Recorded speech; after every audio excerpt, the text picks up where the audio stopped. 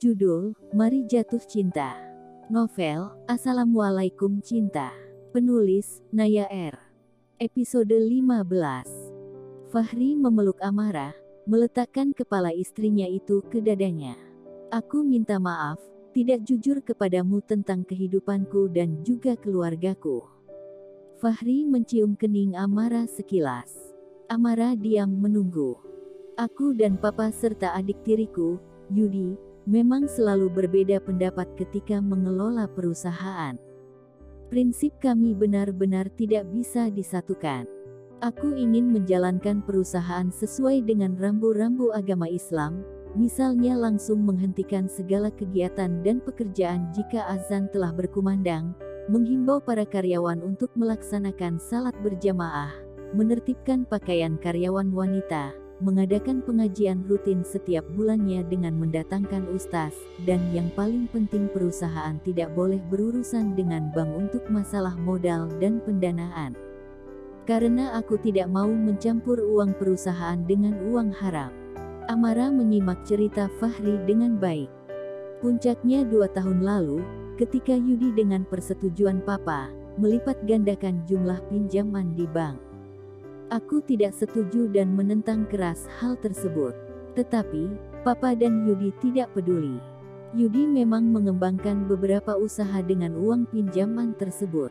Namun, usaha-usaha itu bukan usaha yang bisa membawa keberkahan.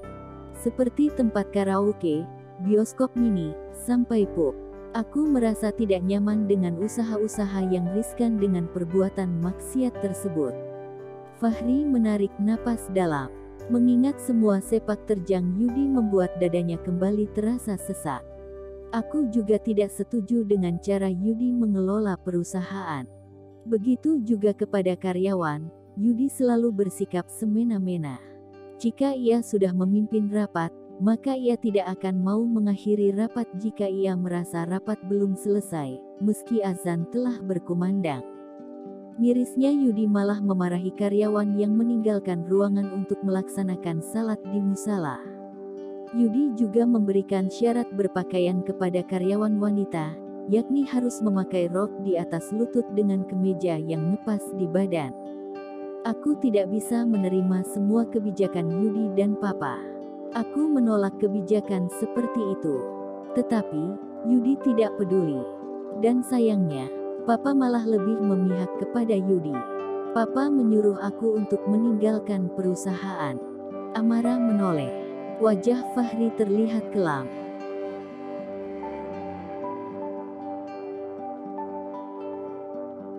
Aku menurut. Aku tinggalkan rumah dan perusahaan.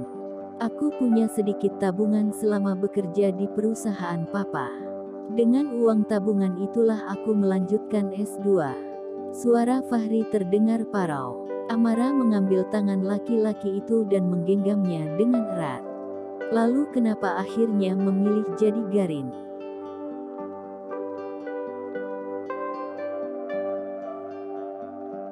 Fahri menarik napas dalam. Jujur aku selalu ingin berproses menjadi pribadi yang lebih baik. Aku berpikir, dengan tinggal di masjid, aku bisa menjaga salatku, menjaga amalan-amalanku, dan yang utama aku bisa menjaga diri dari pergaulan bebas.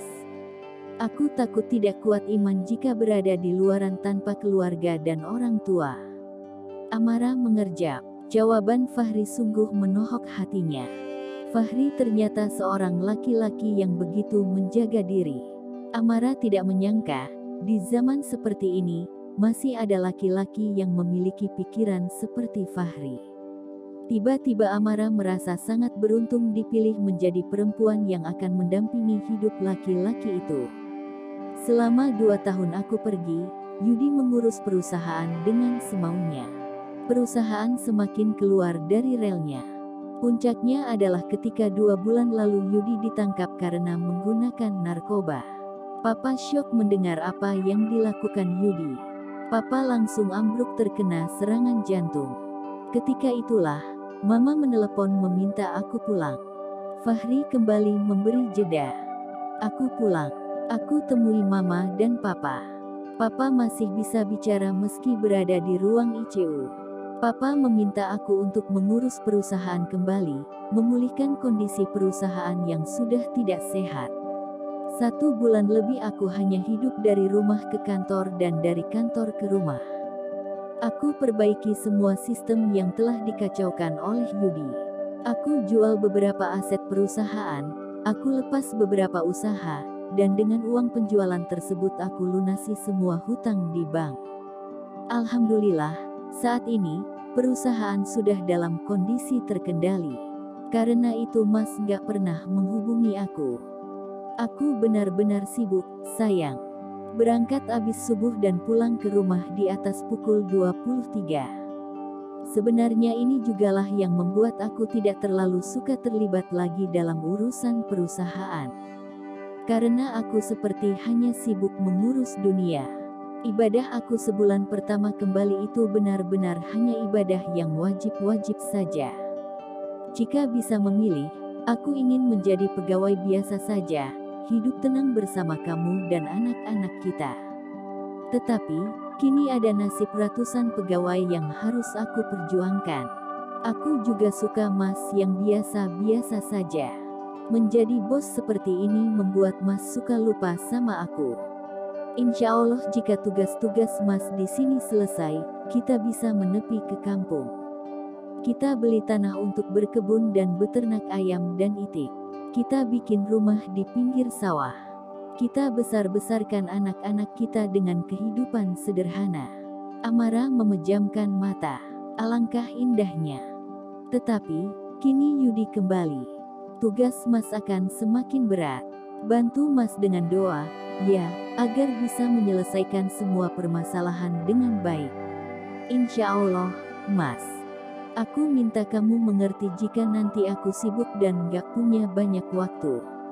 Ya, Mas. Terima kasih. Sekarang kamu sudah tahu kan mengapa Mas sampai menjadi Garin.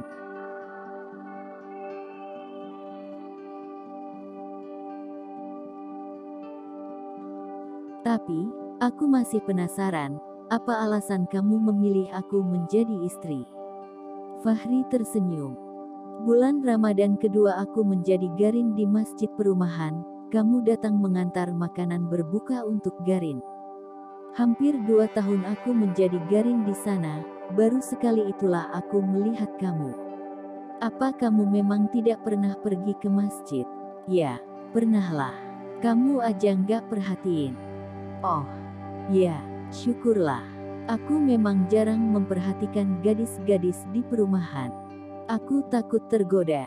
Fahri terbahak ketika Amara mencubit perutnya dengan keki. Masih mau lanjut nggak? Iya, kan aku nyimak. Waktu itu, kamu meletakkan rantang makanan berbuka itu begitu saja di samping pintu. Tanpa berusaha mencari aku untuk menyerahkan langsung. Aku melihat kamu begitu berbeda dengan gadis-gadis lain di perumahan. Alin saja, bukan aku GR, selalu mencoba bisa menyapa dan berkomunikasi dengan aku. Mendengar nama Alin disebut, dada Amara kembali terasa panas. Sejak sore itulah, entah mengapa aku selalu teringat kamu. Karena takut zina hati, aku mencoba melamar kamu pada Pak Aryo. Tidak pernah aku sangka, papamu menyambut baik lamaranku. Dada Amara dipenuhi oleh rasa bahagia. Ternyata laki-laki itu telah menyukainya sejak pandangan pertama.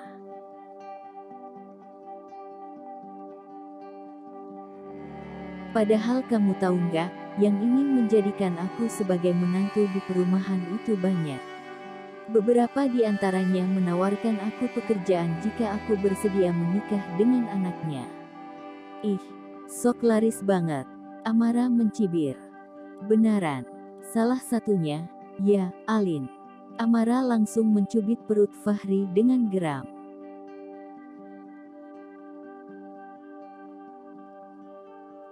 Aku nggak suka dengar kamu nyebut nama dia. Fahri minta ampun karena merasa perih dengan cubitan tangan Amara.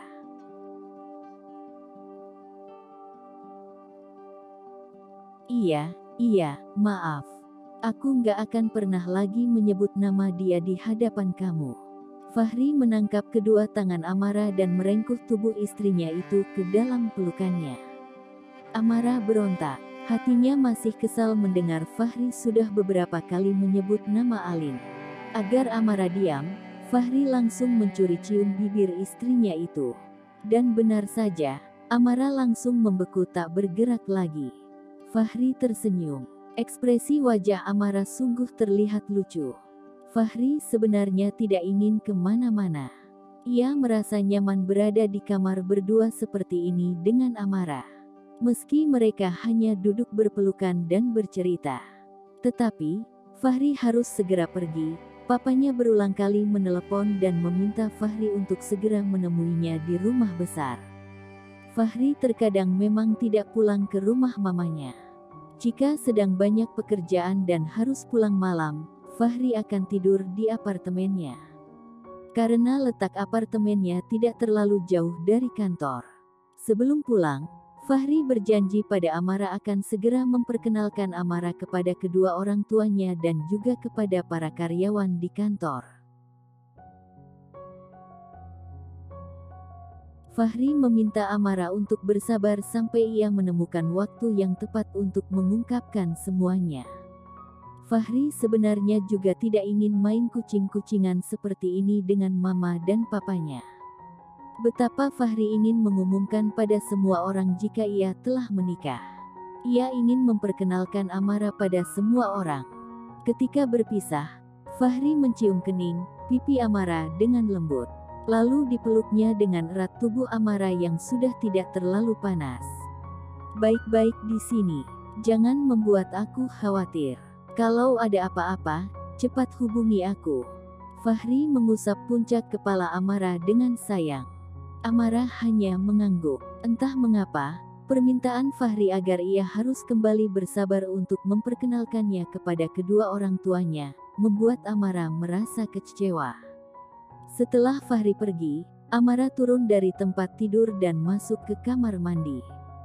2 hari tidak mandi hanya mengganti pakaian dalam saja, membuat tubuhnya terasa lengket. Dan malam ini, ia merasa telah benar-benar sehat, sehingga ia ingin mandi dan membersihkan diri. Amara mengguyur tubuhnya dengan air hangat, rasa segar langsung mengaliri seluruh tubuhnya. Untuk beberapa saat, Amara berdiri di bawah shower, menikmati sensasi air hangat yang menyentuh kulit tubuhnya. Merasa sudah enakan, Amara mematikan shower dan menjangkau handuk. Dengan melilitkan handuk ke dadanya, Amara keluar dari kamar mandi. Sayang, Amara membeku. Fahri berdiri tepat di samping ranjang dan sedang menatap ke arahnya tanpa berkedip.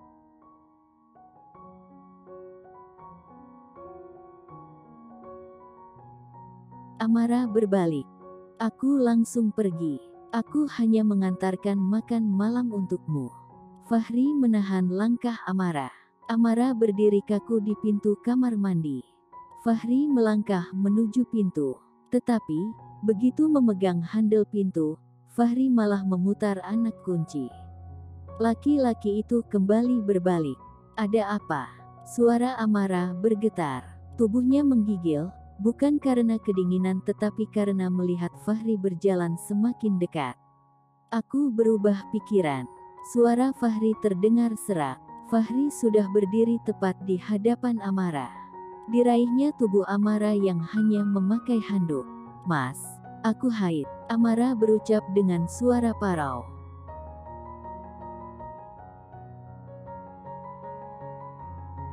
Astagfirullah. Fahri melepaskan pelukannya. Amara meringis. Maaf, Fahri membenarkan posisi handuk Amara kembali. Aku akan sabar menanti. Fahri berbisik di telinga Amara. Wajah Amara langsung memerah. Aku pulang. Itu nasinya dimakan. Fahri mencium kening Amara sekali lagi dan menunjuk nasi kotak di atas nakas dengan dagunya.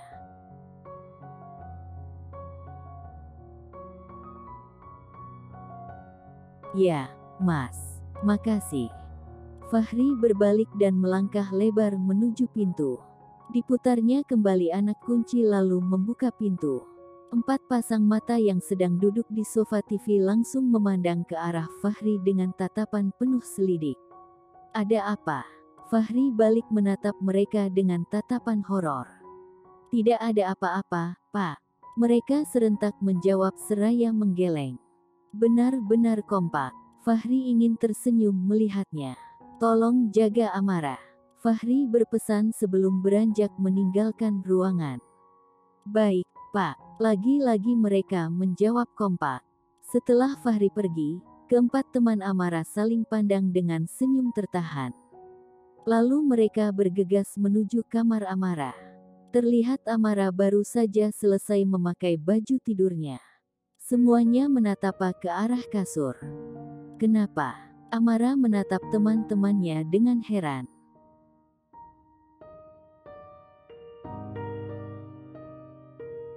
Tidak ada apa-apa. Mereka kembali menjawab serentak. Ayo kita makan. Amara mengambil kotak nasi yang diletakkan Fahri di atas nakas. Ayo, Pak Fahri bawa banyak makanan tadi. Nasi kotak, buah, susu, roti dan cemilan. Raisa berkata dengan penuh semangat. Lalu mereka bersama-sama menuju meja makan. Amara memperhatikan banyak kantong di atas meja makan. Banyak sekali belanjaannya. Amara menatap kantong-kantong belanjaan itu dengan heran. Pak Fahri cinta banget, ya, ama kamu Amara. Kok bisa sih? Airin menatap Amara dengan penasaran. Iya, enak banget kamu Amara. Dimanjain seperti ini. Lydia menimpali. Amara hanya tersenyum. Ucapan teman-temannya membuat hatinya kembali berbunga. Beberapa jam bersama dengan Fahri, Amara bisa merasakan betapa laki-laki itu sangat menyayanginya. Tamat.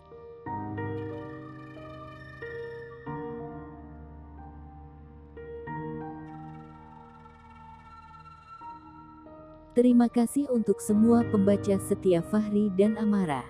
Mohon maaf, untuk versi FB, kisah mereka hanya sampai di sini. Karena sebagian teman-teman telah membuka part ini dengan koin di KBMF. Insyaallah novel cetaknya selesai dalam beberapa hari lagi. Bagi yang sudah memesan, harap bersabar menunggu kedatangan Fahri dan Amara. Love you semuanya. Sehat-sehat selalu, ya. Bersambung dulu ya, sahabat Arif Yohamar. Jangan lupa, like, komen dan subscribe channel ini. Matur nuwun, terima kasih, thank you. Gumawo.